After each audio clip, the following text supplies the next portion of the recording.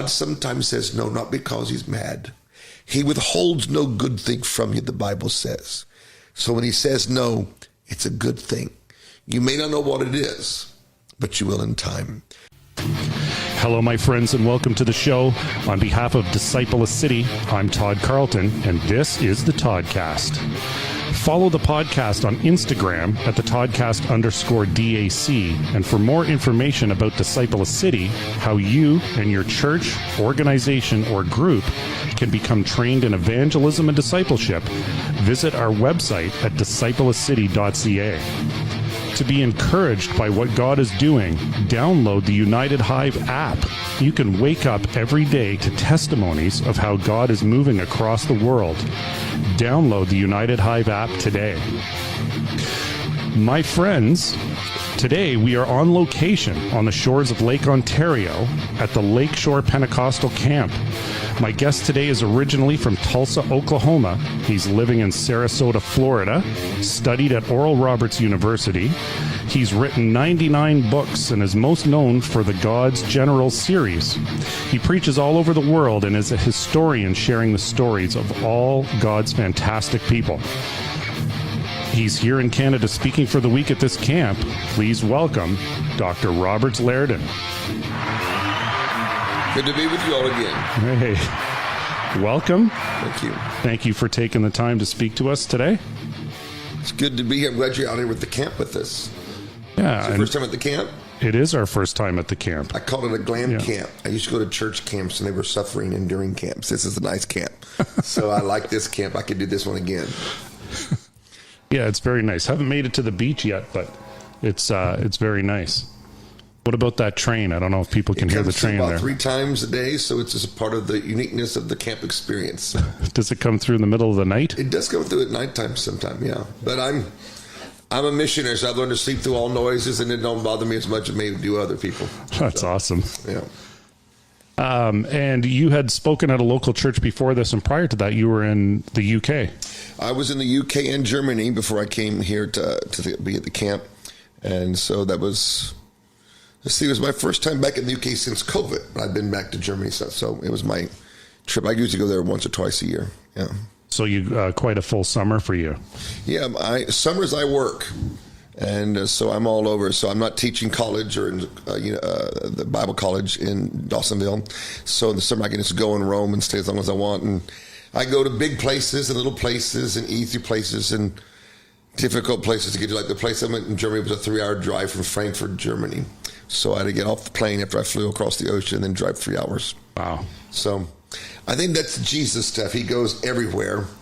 Sometimes it is a little difficult, but you still go. Yeah. And so throughout the rest of the year, you're teaching and speaking? Yeah, I'm teaching usually on Tuesday nights, September through December, at the Bible college there in North Georgia in Dawsonville.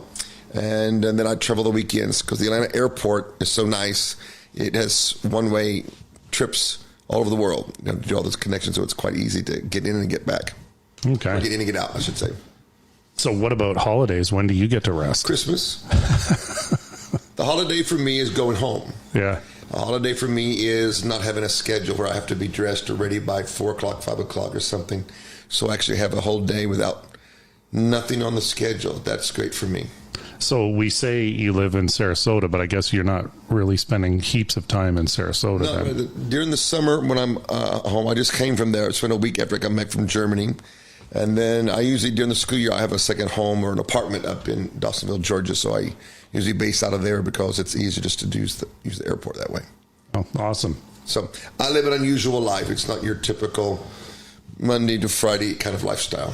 Which is all right. Yeah. I've been doing it since I was 17 years old, so I'm 58, so I've been in it for a long time. Well used to it. Yeah. I know how to live out of a suitcase more than I do a dresser in a closet. You probably know the right foods, what to and not to eat at an airport. I'm a restaurant chain connoisseur. So I know what to eat as I travel across the country, what restaurants like and which one I don't like. So, what about the Waffle House down the U.S.? That's where you have to go, not where you plan to go. Only went there once. It's where you have to go. Oh boy, it's greasy. Hey, it is not where you want to spend a lot of time. Yeah.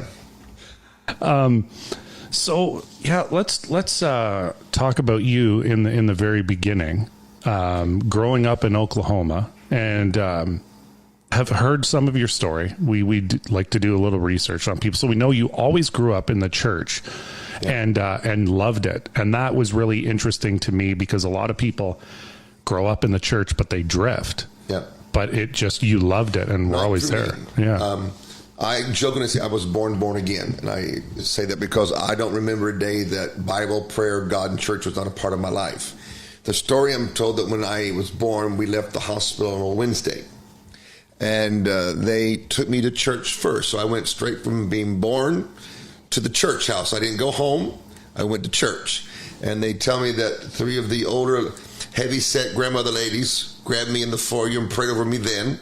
And then we went into service, and the pastor said, since the family's all here, let's dedicate him tonight. So I got prayed for by the old praying grandmothers, dedicated to the Lord on my first place on earth. So I never had a chance to do anything else but God, Jesus, church, and meetings. So, but I didn't rebel against it. The thing that made it work for me was Jesus was bigger in our home than he was in our church. And then that's not a negative, that's a positive. Because you live in your home more than you go to church. And so for us, Jesus was the unseen visitor or the unseen person in our home. And so we just grew up like that. We didn't know it any different. We prayed every night, about 7:30. I'm sure we missed some nights, but I don't remember those nights. So we had family prayer. And when we were relearning our multiplication tables, 2 times 2 is 4 and all that kind of stuff, we'd also have scriptures we'd have to learn, references or the verses. So we were learning all this stuff at the same time as part of our homework process. So my family made growing up spiritually a part of growing up academically. So it was a part of our life. I did not know that we were different or special until I began traveling around the nation at 17, 18 years old, when I realized, oh, people don't live like this. And then I realized it wasn't odd, it was special. It was something that made us a very unique family, and I'm benefited by it. I did not reject it. I did not reject God. I did not reject the church, even though there were things that you see as you grow up in the church. It's not good. Things happen in the church. We did not have that affect us because our home life was stronger than the church. Most people's home life is weaker. And so what happens in the church and all that, it affects them the other way. Right. So it didn't bother us. We got through it. Our rule of thumb, we don't leave a church when it's in trouble. We leave a church if we're going to leave when it's in peace. And we've only been part of 4 churches in my whole life. And I'm 58. So we weren't cruisematics. We didn't jump from church to church because we didn't like the guest speaker or the last sermon or they didn't like the song, or we didn't do that. We stayed. And so we were that kind of consistent kind of people. And that built a stability in our spiritual life as kids, me and my sister. Yeah. So now also in your testimony, my parents separated when I was young. So as you shared in yours did as well. When I was 5.5. Yeah. So that obviously also, what was that like for you as a little guy like us? Well, growing up back in those days, divorce and single parenting was still new. It wasn't a major part of culture. This was about in the 70s. It was just beginning to be accepted, if I want to say it that way. So growing up like that, my father, on my father's side, were alcoholics and adulterers. When we go back in our family tree on that side to grandpa and that side, that's what they all were challenged with. My dad had gotten saved, met my mother, and helped my grandparents in some of their tent meetings and things like that. And so we didn't know much about generational curses. We didn't know some of that stuff that we know today. If we'd have known it, we could have helped some stuff. So the divorce happened because of some of those issues. And then I grew up with, like Timothy in the Bible, with a mother and a grandmother. Timothy's mother's name was Lois and Eunice. Mine was Carol and Gladeline. And so I grew up with a strong grandmother-mother influence with an absence of a father. So you have the absence of a father problems, challenges, because you don't have that reference. You don't have that role model in the home. So that was a challenge. But overall, we survived it. We came up, and to be honest, we got the left foot of fellowship in the church. There were some, well, your parents are divorced and you're this kind of person. They didn't reject us, but they kind of put us in a certain category. And you could feel that placement. But I was the only one in the youth group that became anything, to be honest with you. I was the only one that, became what I've become. And it was because of how we prayed and what we did. And so my grandmother told me, make God your dad and you'll be okay. And that's what I did. and we went forward. And your grandmother hugely influential. Can you share about her blocking the door? Yes. You want to go through all those stories? I like that one. Well, my grandmother and grandparents were Assemblies of God preachers in the Carolinas, and they were country preachers. And my grandfather died when I was a year old, so there's pictures of him holding me, but I have no memory of him. My grandmother continued to pastor the church after he passed, and, was happy to do that. And when my mom and dad divorced, my mom called my grandmother and said, would you come here and help me raise Robert and Priscilla while I finish my college education at Orbit University? And so she prayed, and the Lord told her, if you will go and help raise Robert and Priscilla, you'll have more fruit for me out of them two than you will your whole church. And so she resigned the church and moved to Tulsa, where we were. And Grandma never stopped preaching. She preached at breakfast, she preached at lunch, she preached at dinner, and she put you to bed and turned on a Kent Hagin tape while you went to sleep. You heard Brother Hagin preach. That's how I grew up. And so Grandmother prayed every day. About 11 o'clock was her prayer time. She'd been doing that since she was 17 years old. So during the summertime, we'd have to pray with her, which meant we would go to the bathroom, get my little trucks. Priscilla would get her dolls or coloring books, and we'd go in her bedroom, and she would kneel in front of the door so we could open it and get out while she was praying. And so after a while, you're in the room and you're praying, playing with your trucks and Priscilla with her dolls or whatever. Then after a while, the only thing entertaining is watching Grandma pray, because there didn't have cell phones, and you couldn't get out, and you couldn't do anything, because you did anything wrong, you got a spanking when it was all over. And so you sit there and you watched her. And that's where we learned about the Spirit and the anointing and the counters of that presence when we were little. We knew when Grandma would be praying in the Spirit or praying in tongues, when it would change gears, we'd call it, and would get stronger, or however you want to explain that. If you were close to her, your goosebumps would get bigger. Wow. And that's how, as little kids, we would say, is she about to do that? Is she going to do it now? Because we try to get close to her, because when she'd do that, you could feel that power go over you. And that's how we begin to be addicted or become aware of the presence of the Lord as little kids.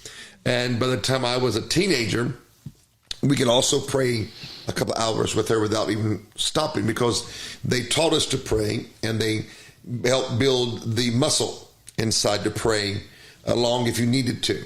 So they started us with a kitchen timer. We didn't have, iPhones with the timer on them. We had kitchen timers and microwaves is what we had with the timer.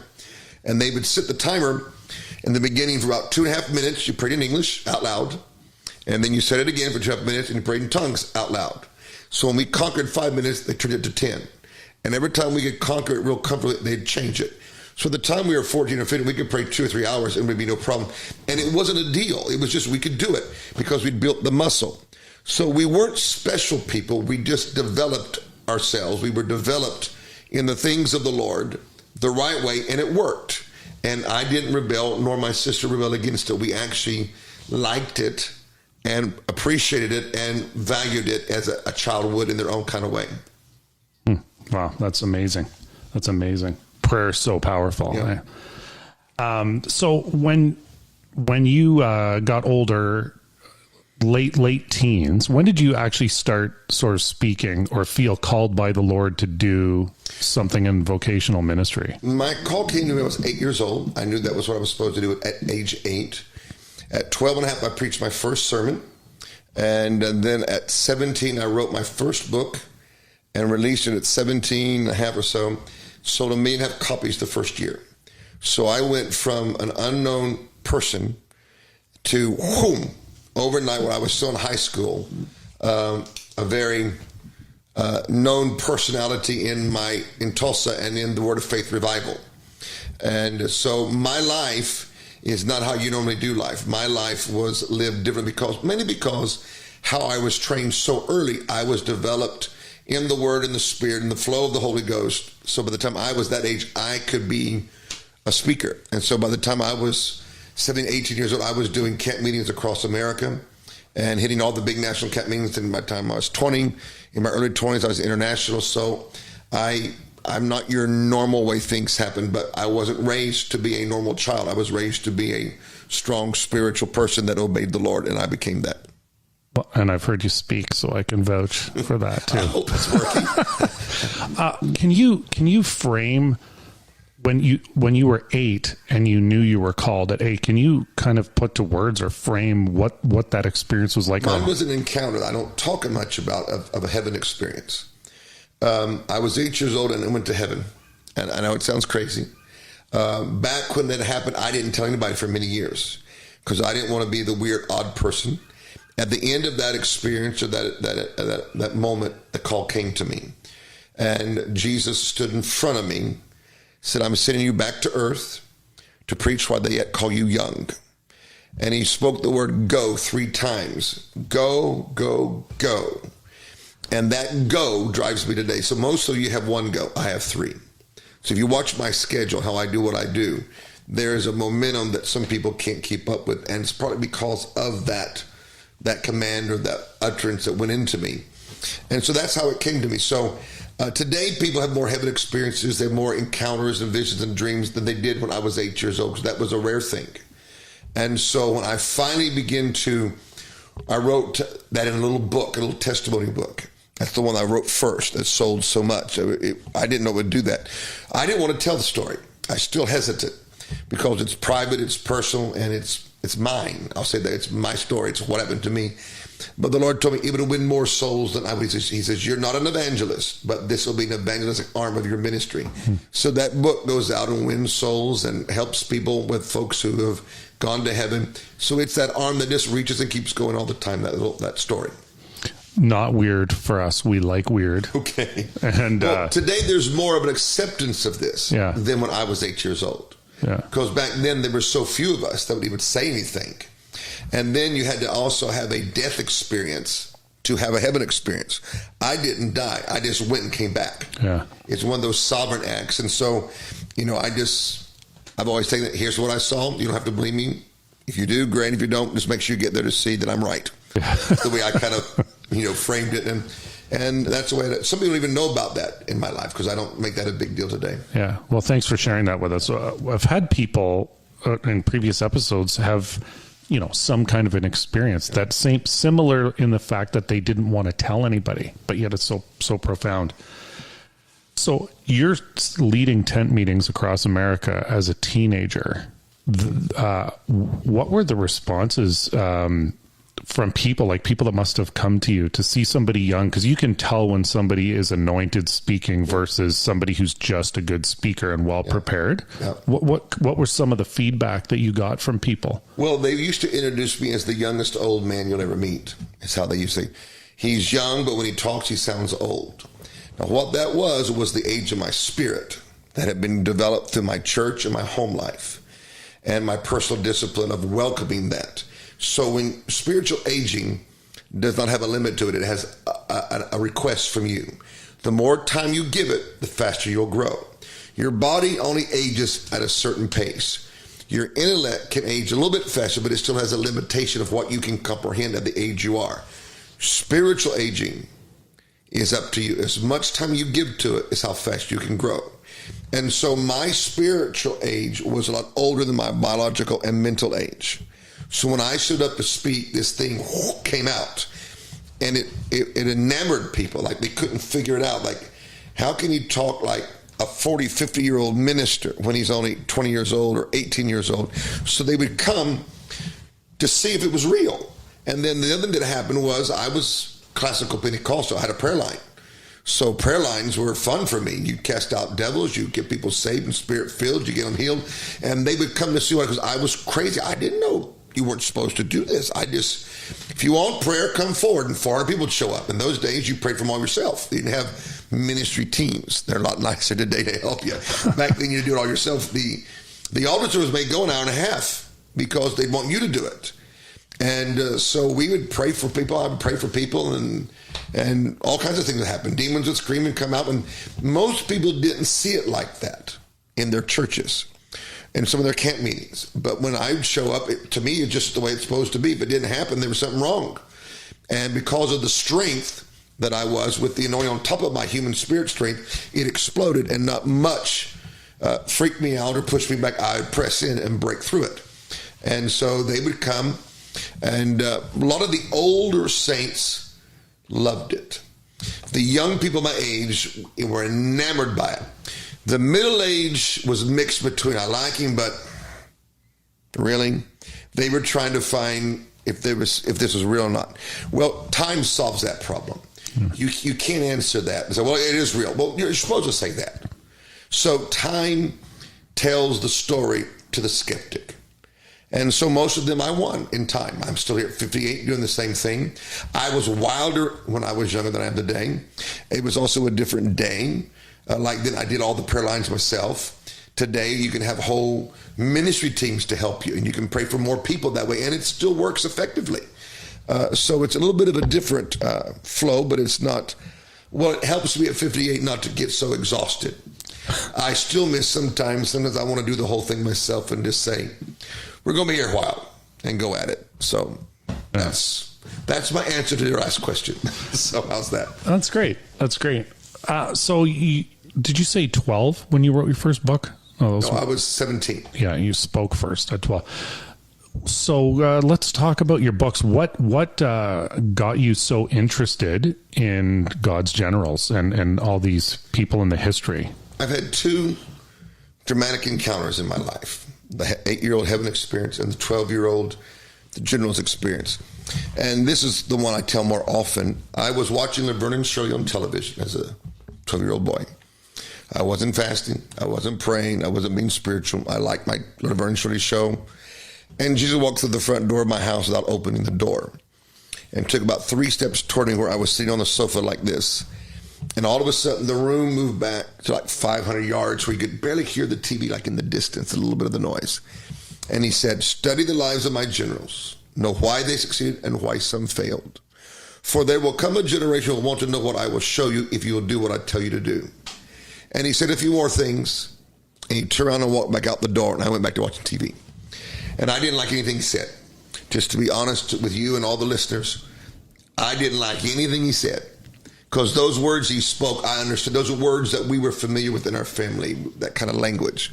The word study meant I had to read books with no pictures in it. All right? So if you remember, in those days, you had to go to libraries. Yeah. Now, my mother there's 3 of us going to school in our family, my sister, me, and my mother. My mother would earn 2 masters and a doctorate. So many of the weekends when I wouldn't be out playing basketball or going to the movies with my friends, I would be in libraries. Mom would be studying. So that prepared me for my future. I knew how to work a library. I knew how to find a book. So when he said study, I knew what that meant. And then I knew he wanted me to study preachers, but I thought, how boring.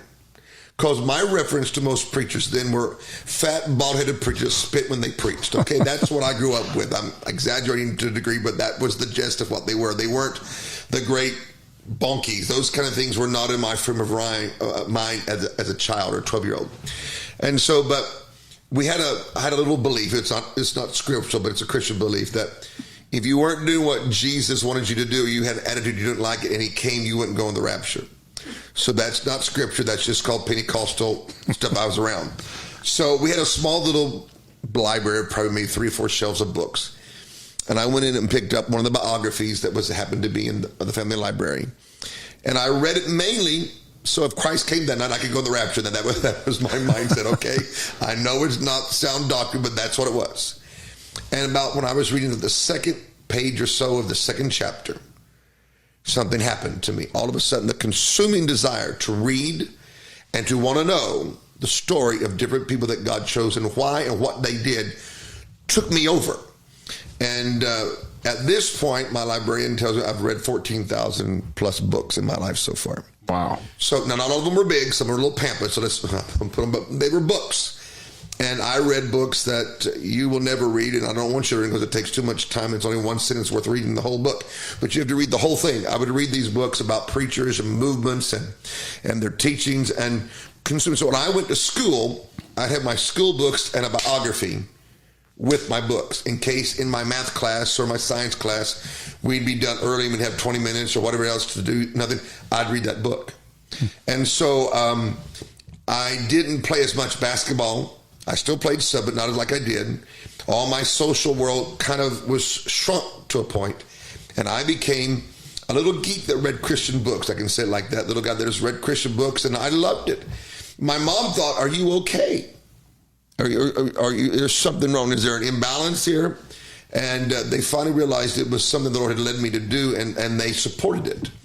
And so I realized one day, too, when I was reading some of these books, like, Wigglesworth's son is still alive. Catherine Kuhlman's secretary, Maggie, is having lunch somewhere. I want to talk to them. And I discovered there were people alive that knew some of these people that I was reading about. And I began to hunt them down. And being in Tulsa, where it was a great hub of Christian, full gospel Christian activity, Oral Roberts University, Rhema Bible Training Center, the big churches, had drawn people from all over the world of all ages there. And I began to find old ladies, because usually the men have died first. The old ladies that worked with Sister McPherson or knew Miss Kuhlman or saw Brother Wigglesworth and whatever. And I would go to their house with a tape recorder and a spiral and a piece of paper and ask questions and get them to talk. And at first, the old ladies and the old gentlemen were like, what's up with this guy? But then they tapped into it. It was more than just a unique oddity or a book report or a report you were doing for school on a personality you were supposed to do in social studies. And they begin to tell their friends, there's this little guy. His name's Robert. It's like Oral. And he likes this stuff. You should have him over. And we begin to go to these homes. I begin to go to their homes. And I always say my first dates in life were old women that knew famous dead preachers. And so, that you go, I always say when you go on a date with an old lady, you don't go out to eat. She cooks for you. And you don't get a kiss. You get a prayer at the end of the night. And they do Pentecostal. They pray for you and they go at you. And that's how I lived. And in those days, nobody cared about these people or these stories or the material. They begin to give me magazines and pictures and things like that I didn't know existed. I didn't know that Amy had a magazine. I didn't know, here's Wigglesworth's Bible. They gave me, all kinds of stuff. They gave me stuff. Because when they died, their kids would throw it in the trash. And so they found in me somebody that valued this stuff. And they began to give it to me, and I built one of the world's largest collections of revival memorabilia by accident. And so that's kind of how the Generals thing started. And I didn't know it would become what it's become. I am still, he's got the books here, and the people bring me in all over the world to talk about this. And I'm like, I'm still humbled personally because I know where I come from. I know where I came from. I know where I come from. And none of this I could never put together. God took my little obedience to read the books and talk to the people and put it on the world stage. And I'm humbled every time I get to, like I talked about Oral Roberts this morning, and they clapped and cheered. I'm like, wow, I'm 58, and they're doing that for me on this subject, what they call history. And it's more a living, impactful history, because you can tell history and bore people to death, or you can make it come alive with the power. And that's what I try to do. Yeah. Well, you definitely do that. I try. Yeah. Yeah. Well, and have a very unique God-gifted way, I guess, of making it relatable today to the message that these people were preaching and for, seeing revival today. Do you find that you're still learning some things about these people? If you walk in my room over here today, you'll find in my room books I'm reading right now. So I'm keep reading. It's what I do all the time. I still read books. I still hunt old people. But now it comes to me, it's a little bit easier because the old folks go, I know somebody. And they'll give me their number. And so it continues. Back then I had to hunt them down. Yeah. And back then my mom would have to drop me off because I couldn't drive because I wasn't old enough to drive. So now I can drive myself and do things like that and fly across the world and do it.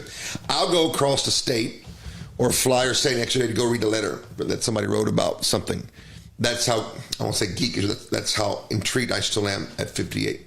If I hear about a letter that Daddy Seymour wrote or Wigglesworth wrote in their handwriting and somebody has it, I will call to see if I can buy it or get it, or if I can't, can I come and read it? Because you never know what's in that letter. There could be another hint of something about their life that would be intriguing and powerful to tell a crowd or to tell one person that could change their life. Yeah. So I'm also the person that helps bring the anointing that they carried back into the present day earth to say this can still work, because what God did, he can do again, and he can do it bigger and louder, and it's supposed to be bigger and louder in every new generation.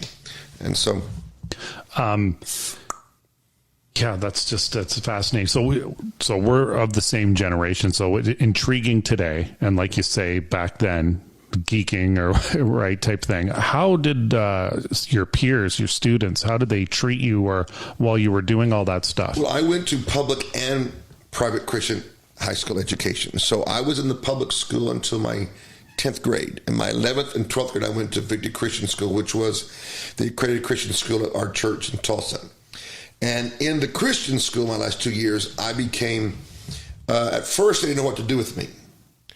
And then my friends, the teachers, and the school realized this is a different kind of character. And they supported me. They wanted to understand. And they came alongside. And so I became an honored young old man in the school system. I would teach Bible class. Actually, I was teaching Bible school college when I was 15 years old. So awesome. at the church I was at, so they have like 200 or 300 students. Some of my teachers that taught me math or algebra and social studies or government were in my class, and I taught them theology and Christian history, mainly Bible history. So I was like that. So I would be going to math class, and then I'd go over to the college, which is in the next building, and teach a class, and my teacher would be in my class. So it was odd. And I would do theology schools. And at 15, I spoke at my first theology school on the generals because I knew more about Pentecostal people than the people teaching it, was what the dean of the college said, and made me a guest speaker from that day forward for years. So I would do it by memory. And so I would just ask who you want to know about. I'd write down their names, and I'd talk for 2 or 3 hours. And they introduced me. The first time they introduced me at the seminary, they said, now he will make you mad for the first 20 minutes because you'll think he's the most arrogant person you've ever met in your life. But after that, you'll love him because I'm so young. And I'm 58. Now you look at a 58-year-old guy. You realize I'm a 15-year-old, 16-year-old. You're supposed to be dating, experimenting, sports, movies, that kind of world. I'm in theology school. People, maids now, going to learn, and I'm teaching them because I know more about these people than the folks who are the professors. And so that's how I lived. And so that's how I lived my life. So I'm not your typical way people live life. Yeah. And that is the Lord. Totally. Right. Because I'm not that smart. Yeah. I just know how to read and flow and function. But it's, I came to faith later in life, but I can see that, God reveals the truth of the word to us, right? It's the most amazing thing. How can you read the same thing over and over again and it continually give you something and it open itself up more? Of all of these great people, I'm just pointing to your books here, of all these great people in the generals, do you have, I wouldn't say a favorite, but is there somebody that you're most intrigued with more than the others, or is it pretty much everyone? Or well, everybody's unique because they all are special. I've studied about 500 different preachers, so I can rattle off quite a few, but these are the most popular names. For me, there's two. My most favorite revival is the Salvation Army, which is very odd for people to think. But the Salvation Army is an amazing move of God that people don't know about because we just know them today as the bell ringers at Christmas time or the social justice people that bring the food and the clothes. And it's great, but they were actually a salvationist army. They wanted you to get saved, and all this was secondary. And the other was Catherine Kuhlman because I met her and saw her as a little boy. So I knew Brother Roberts, I knew Brother Summerall, I knew some of the folks in some of the books. But Catherine Kuhlman, for me, is the greatest preacher I've ever seen in my life. And I've seen now, most of them in America, and Canada, and around the world. Some names that we wouldn't know that are absolutely phenomenal men and women of God overseas. But Miss Kuhlman had more of God than anybody I've ever seen. You could push Orl and Hagen together, and she still wins. You could push some others here, and this woman from Concordia, Missouri, that talked funny with red hair, divorced, had more of God's power and presence than I've seen of anybody. When you're in a Kuhlman meeting, you see stuff happen. I mean, you see blind and deaf and cripples get up and walk out. Not one or two, but when I was in their service, there was probably 40 to 50 people got up out of wheelchairs and walked off. And I saw it. It's nothing that, you can't pay that many people to do that. There's no gimmickry here. It's the real thing. But in her meeting, it's not what you saw was the most important. It's what you felt. You could feel the weight of his presence, and you could hear the sound of his presence in her meetings. And it would last 3, 4, 5 hours sometimes. Wow. And as a kid, you didn't go to the bathroom. You didn't want to play there. You're all live. You're watching this. You feel it. It's amazing. And when she quit, I got mad. Why'd you quit? We've been there for 4 hours and you're a kid. So, meeting her in the green room as a child, the bigger than life white dress and, that when she walk in, and then watching her on stage, but what you felt and you saw in her service would be the two that stand out. Now, there's others I would give special mention to, but those are the two that I would, if I could make a decision to go back and be in what revival, I would join the Salvation Army. When General Booth and his wife, Catherine, were in charge of it. It's a great time. Now, I'm just on what you just said there. I'm not patronizing you, but the very first time I saw you speak last year at the Timothy conference, didn't know who you were, but you spoke, and I'm the type of person, if you're speaking, you got to be real good, because after 20 minutes, I just, in my brain, check out. Yeah. And you spoke well over an hour and a half. And then you said you were done. And I'm thinking, what do you mean you're done? Keep going. Like, it was just so you also have that. So friends, if you get a chance to see Robert's, I encourage you to check that out. Who are some names that are less familiar? My books are in history? Yeah, just in history. I mean, people know John G. Lake and all these, A lot of the full gospel people don't know the evangelical people, and evangelical people don't know the full gospel people. Like, you can go back into time, Martin Luther, the great Protestant reformer. That name would be familiar, but a phenomenal story. But John Huss, that prophesied the advent of Martin Luther. People don't know about him. John Wycliffe, the morning star of the Reformation, that with him, he got kicked out of the church because he read the Bible and said, there's some problems here, we should fix this, and they kicked him out. They didn't kill him, because usually back then they killed you if you didn't obey the Catholic rule. And when he died a natural death, which was shocking. And they dug him up 44 years after he was dead, because his writings and his teachings were still echoing and still moving forward, because they thought if he died, it would end. But the word of God does not end. It keeps living.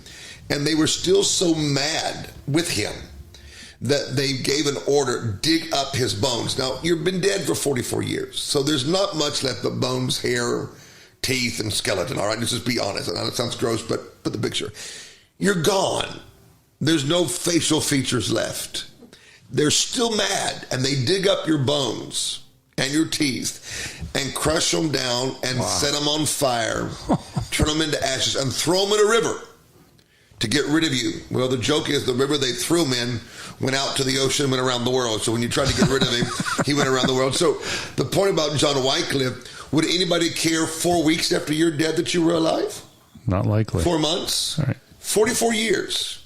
They were still angry enough. Wow. To pull up his remains and do that to it. That's a tremendous story. I like all those stories. I like Amy Carmichael, the young lady from Great Britain that wanted to go to, I think it was China, but ended up in India. And she was one of the first lady missionaries to go in there to help the children. And when she was a little girl, she believed God could do anything, and she wanted blue eyes. I have blue eyes. You have brown eyes. She had brown eyes, and she wanted blue eyes. So she prayed and said, I want blue eyes, Father. And had all the belief that when she woke up in the morning, her eyes would turn blue. Wow. And they were still brown. And she had a little Jesus problem for a bit, worked it out. But later in life, when she goes to India, she goes to this village where she was assigned to work. And they had a tradition that every family would give one of the children to the temple for life as a temple slave, sex, work, whatever.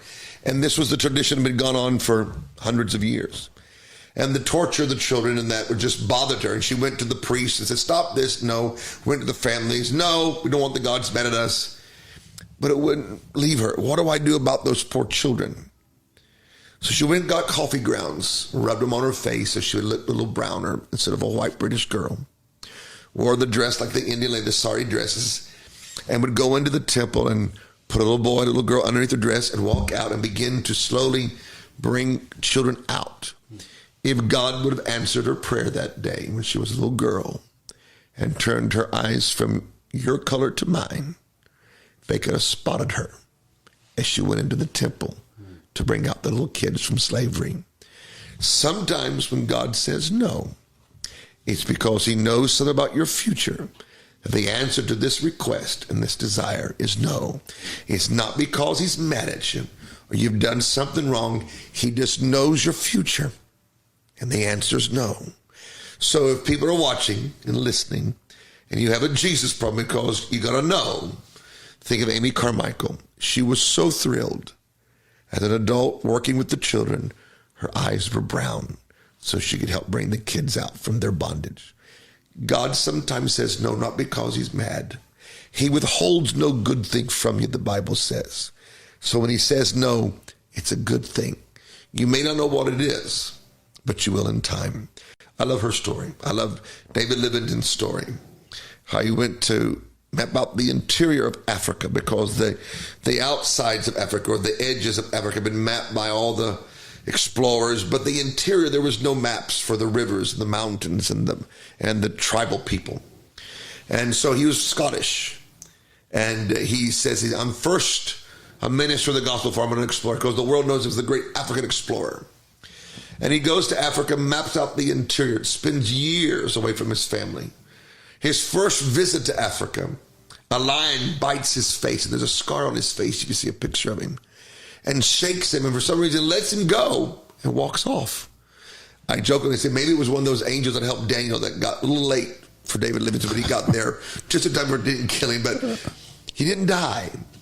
And when he did die in Africa many years later, he died close to Zambia and Zimbabwe over there. There's the Livingston tree. They declared him an African. He was an African. There was a white man. He was an African. And they shipped his body back to England, and they were doing the preparation for the burial. And they noticed scars from his wrist almost to his shoulders on both arms, these scars. And they went through his journal and his speeches that he gave about his traveling, but he never mentioned what this was. And so there was a little African native boy that came with the body just to make sure it was okay. And they went out to him and said, what is this? And he had made blood covenant with the different chiefs. So when the military and the white missionaries would come in, they wouldn't be at war with them. He mixed blood covenants, so people coming into the middle of Africa would be considered a friend and not a foe. So the life of Livingston was just not the maps. He shed his own blood like Christ did for us to make peace for people coming. It's a great story. Wow. So I can go on all day, tell stories like this. So yeah, and I've let it go. I want to. This is supposed you to be have to stop me because I can go all the time. It's okay. So, okay, let's just jump back a little bit to when was there sort of a transition? You were like teaching people about the Bible. When was there, or maybe you do both now, but when was the transition from, let's say regular preaching to when you started preaching what you do today with God's generals? When did that occur? I always preached the scriptures first and would tell the generals as a secondary, because my call is to teach spirit life, teach the generals, and then talk about the heaven experience. That's the three things. I'm in that order. So what has happened the last, say, 10 years, a new generation, the one that Christ told me about, there will come a generation who want to know. They've showed up. And so all of a sudden, that's just become the biggest thing about me. And so I've accepted it is going to be like this for a while, but I still preach the other when I'm given the chance. And I'll return like I do that. But usually I preach in light of revival history, light of the scriptures, and help people prepare for it scripturally, not just historically. And so I do both. So I've been doing both kinds of, most people know my preaching more than the generals up until about 10 years ago. Now everybody thinks I'm just the generals guy. They haven't heard the other side. So the older crowd goes, wow. So they know both sides of me. Right. Yeah. Does that make sense? Yeah, totally. So how is this not affected, but your personal life, as you've been doing this for years and years, actually, how has this affected your personal life, your personal time, family, and stuff like that? You have very little. Yeah. I'm not married, so I have a lot more time than people that are married. And so I've been to 128 countries of the world that I've spoken personally. Wow. I've done some of those multiple times. I have built churches and Bible schools. I've done stuff, and I travel all the time. And so that is part of the price I paid, that I did not go to that part of my life as of yet. I may never. I'm not trying to stay single. I'm not trying to get married. I'm just living and I'm happy. And so that's how I've lived. And so you could not do what I've done being married with children. And so, like I say, you can't follow my life as the normal life that you would follow as an example, because mine is so radically different than most people, even this way. And I don't feel like I've been deprived. I don't feel like I don't feel negative about it. For me, it's great. I'm not trying to be Paul Jr. I'm not trying to be that. I'm just being Robert Sturgeon, living my life. And I told the Lord, when I get lonely, then get me married. And so that's kind of where I'm at the moment. And so I've been like this for all my life, and I don't have a lot of time to do what a lot of people do with friends and things. I do have some friends, but I'm busy. I'm content. I'm doing this, and so that's my answer to that question. Well, I guess your friends too would be within what you're doing, like Bill and stuff. I try to have a few friends outside my bubble, because I've found out in years gone by, if all you do is live inside your bubble, that's not healthy either. So I have friends that are not as aware of all that I do, like you are talking about. They know in general what I do, but they're my friend. They're not connected to me because of my preaching gift or my authors. We became friends, and they discovered this later. Right. So it's a whole different world. So I value those friendships because they're rare for me. And so for me to go home and not have anybody around is peace. For me to go home at holidays, it's great because I'm gone all the time and I'm with people all the time. So my holiday desires are exact opposite than everybody else. They want to go somewhere. They want to do something. I want to go home and not have a schedule and not have a lot of friends or people around that want to talk or do something. And if I do have somebody around, like a few friends, they don't talk history. They don't talk, pray for my dead kidney. They don't talk like that. It's a whole different world. That's what I live in all the time. Enjoy it, but it's a little different for me, if that makes sense. Sure, and it's nice to have friends that aren't so in tune with what you're doing, so you can just go and just be with them instead of them asking you all kinds of stuff like I'm asking you right now. I enjoy it, but sometimes you just want to watch a movie. Yeah. Or you just want to go do something, and sometimes I just don't. I know what, after 40-some years of doing this, I normally know what people are going to ask me before they ask me. I kind of know the outline of what's going on. So I do get bored, not with you, but I'm saying I get bored with people asking the same questions all the time. Yeah. And so there's a part of that challenge. You have to keep yourself socially and mentally exercised in all ways, or you become kind of a weird, exclusive type of odd Christian. And I never want to be that. I want to be as balanced and as relatable. Yeah. As a man and as a Christian, and not an elite, super spiritual, weird something, because that to me is not spirituality. That's religiosity to me. Yeah, that's my interpretation. Have you had some companionship that didn't work out, or has it not even happened? Twice, and one of them I was really going to get married, and then they were attacked by church people, and she came to me and talked to me. She says, if this happens all the time, I will divorce you. I know my temperament. And you're called to do this. I can't do this with you. And that was one of the biggest dramatic heartbreaks I've gone through privately. That may also be the reason why I just kind of keep certain things a certain way. I love the church. They've been good to me my whole life. But they've also had a few times where they were very mean, like this one, where it caused a problem that I could not resolve through time and through discussion. And so those are issues like that, to be honest. Yeah. What about family? What about your dad? My dad came back around when I was 15 years old. He was remarried. He was gone for, 7-8 years. We didn't know if he was dead or alive. He just disappeared. Completely gone. Just disappeared. So he shows up one day in front of our home in his vehicle with my stepmother that I didn't even know, And so we begin to have visitation weekends with him at times and like that. And so we begin to develop that. But by that time, I've already begun a certain part of my life and my ministry. He was very supportive. He came back to the Lord. He would come to my meetings when I would speak in Tulsa and sit on the front row and cry. And he would cry because he could not forgive himself for what he had done. And I told him, I said, Dad, it's all over. I mean, it's fine. I mean, we can't go back and fix it. Let's move forward. But he could not process that. And so we had the best. He would die when I was in my early 30s. He had a heart attack and was diabetic, and he had not taken care of himself. So the wages of not taking care of himself took him out early. He's in heaven. I'll see him again. But that's the story of my father. Yeah. What about your mom? My mom just died 4 years ago, about 3.5 years ago. And she worked as my executive vice president for 37 years. Wow. She had 2 masters and a doctorate in higher administration and education. Her brain could run anything. She was that smart. So I was able to let her run the ministry because she could do it naturally and spiritually. She knew what to do naturally, and she could cast out a devil at the same time. She had both of those worlds combined together. And so I could go overseas and stay for 3 or 4 months and not ever go home because my mom ran everything, ran the money, organized it, kept it together. So even though I was gone sometimes months at a time, because in my early days, I just go to Africa and stay for 3 or 4 months.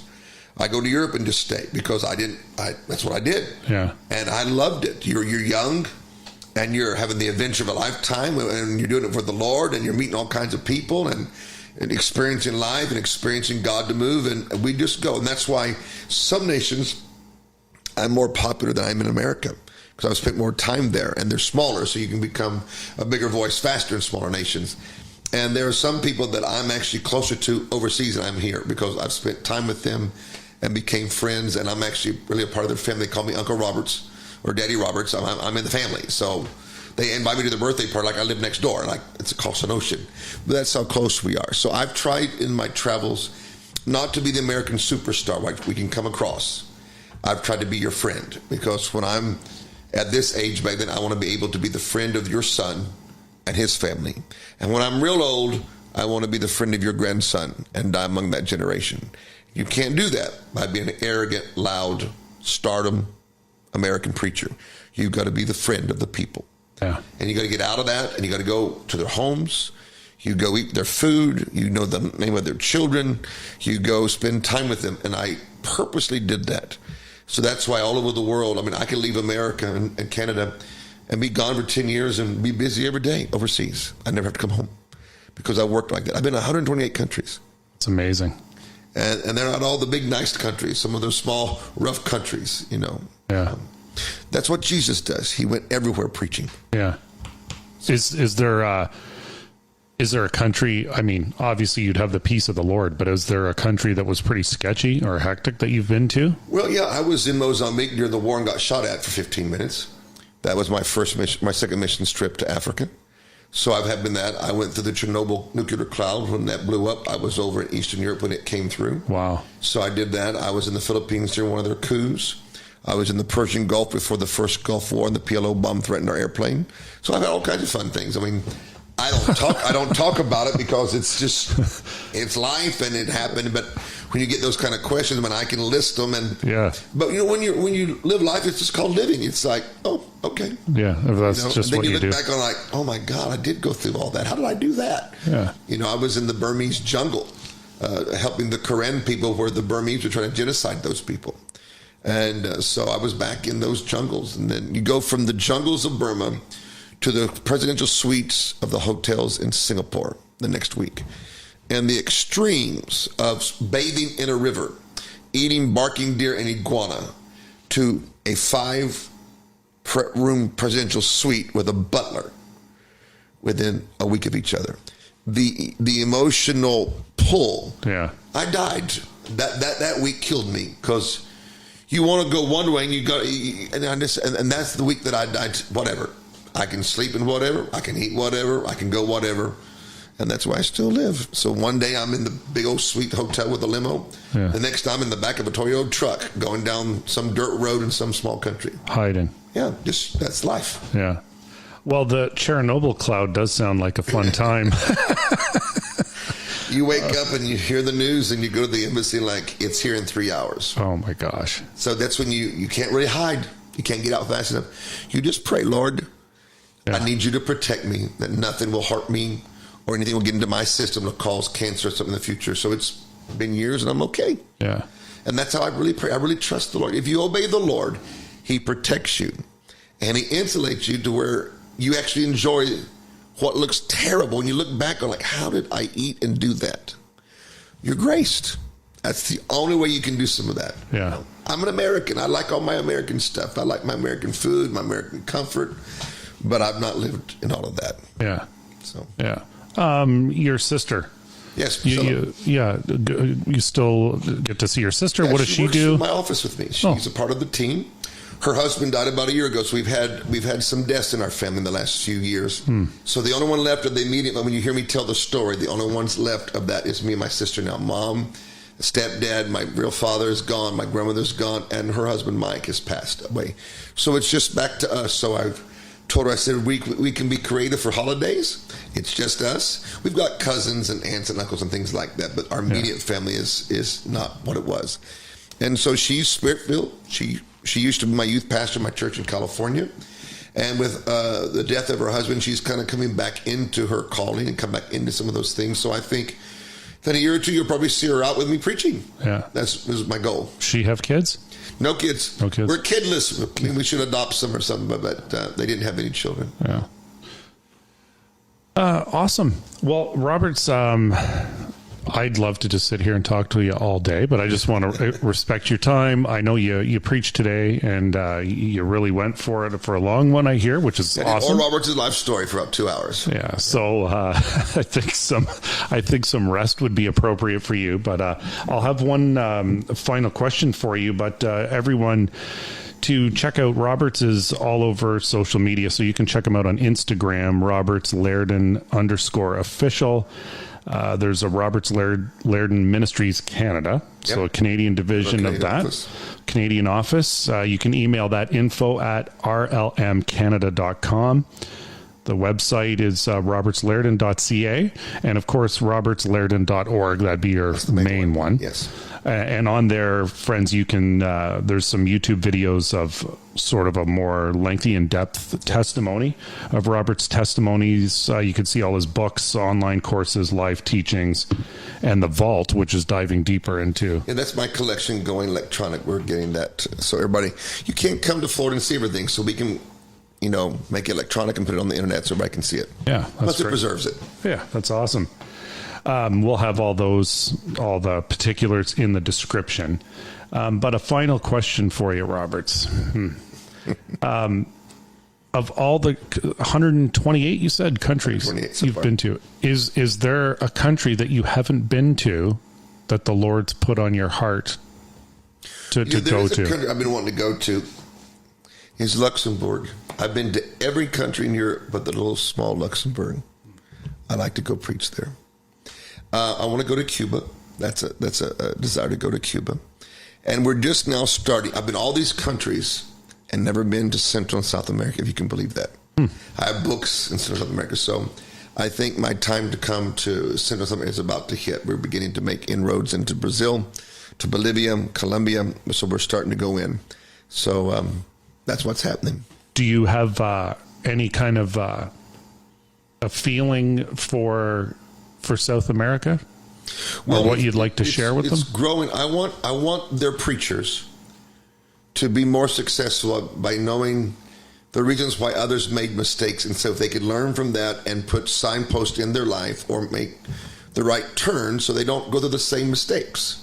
Because I think South America knows how to get the anointing, but it's how to live in it is important, and how to live a life under that anointing and not make a misstep. And if you do make a misstep, he'll give you a second chance. Everybody great has made a mistake, and God still believes in them. Some people might not, but God does, and you can have a second chance. Amen. Amen. Thank you very much, Roberts. Thank you for having me. Yeah, appreciate your time.